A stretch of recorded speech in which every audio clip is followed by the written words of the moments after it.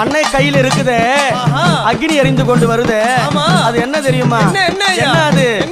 5 கண்டர்கள் சிரத்தை அறுத்து கபாலத்தை உண்டு செய்து அந்த பிரம்ம கபாலத்தை எங்க அம்மா கையில வச்சு இருக்கிறாளே அந்த கபாலத்தை பாரு 5 தலைகள் இருக்கும் 5 கண்டர்கள் தலை கரம் முடித்து அதுல அக்னி ஏத்தி எங்க அம்மா அந்த கபாலத்தை கையில காட்டி ஆடி வரா வீதியில கபாலம் ஓடி ஏந்தினாள் கண்டகளை